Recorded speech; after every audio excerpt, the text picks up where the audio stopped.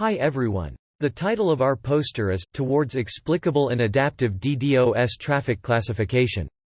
The authors are Yebo Feng and Jun Lee from the University of Oregon. Decades of research and industry efforts have led to a myriad of DDoS detection and classification approaches. Nowadays, many researchers begin to harness machine learning in classifying DDoS attacks. However, such methods have two negative aspects. First, the prediction results are inexplicable. An unexplainable result may lead to unexpected collateral damage when conducting access control. Second, learning-based methods are not adaptive. A model trained in one environment cannot easily apply to another network environment. To address these problems, we propose a learning-based DDoS traffic detection and classification method in this poster. It utilizes a modified k-nearest neighbors algorithm to detect DDoS threats. It then conducts fine-grained traffic classification using risk degree sorting with grids. To improve efficiency, we use a k-dimensional tree to partition the searching space, shortening the time for queries significantly. Compared with the previous learning-based approaches, this method is highly explicable and adaptive. Our approach has two phases, which are DDoS detection and classification. It monitors the traffic in batches. Each batch T is a uniform time bin, which is also the most basic detection unit. During each batch T, our approach will extract features to form a traffic profile and input it into the detection module. Once a DDoS attack is detected, it enters the classification phase.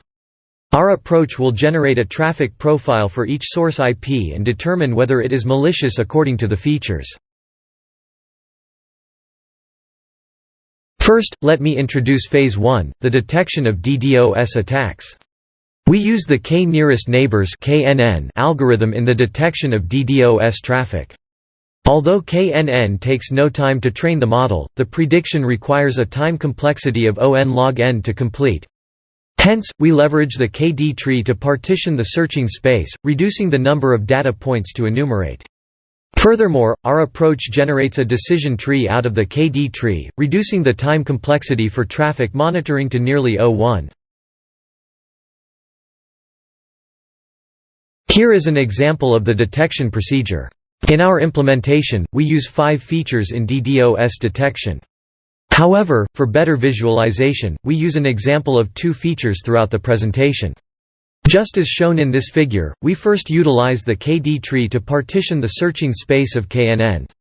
Then we scan each searching space, label them as 3 different areas: unconfirmed area, confirmed malicious area, and confirmed benign area. At last, we generate a decision tree from it. We only run KNN searching when the data point falls within unconfirmed areas. For other cases, which are the majority of traffic monitoring, it will directly output the result. Once an attack is detected, our approach will enter Phase 2, DDoS classification. It will output the malicious IP addresses for access control. The design philosophy of the traffic classification is, the traffic profile is currently in a malicious position, and we need to conduct access control on some of the sources so that the traffic profile can return to a benign area. For the first step, we need to calculate the shortest path P of the current position to a benign area. In the implementation, we used the breadth-first search to scan the surrounding areas until we reached a benign position. In this figure, the shortest path P is a 2-dimensional vector. We conduct the classification for malicious sources by building traffic profiles for each IP address. Then, we mark IP addresses as malicious in a particular order until the overall traffic profile returns to a benign area. We estimate the order according to P. The figure on the left shows an example of the DDoS classification procedure. We first build the traffic profile for each source IP address. Then we use grid cutting to sort the data points quickly. As indicated in the right algorithm, we add IP addresses into the malicious list iteratively until the overall traffic profile falls back to legitimate areas. In this case, the classification order is from the up to the bottom and the left to the right because we need to eliminate the value of feature 2 without affecting the value of feature 1. In the end, let me briefly talk about the adaptability of our approach. Users do not need to retrain the proposed model to fit it into a different network environment. They can easily use some prior knowledge to refit the model.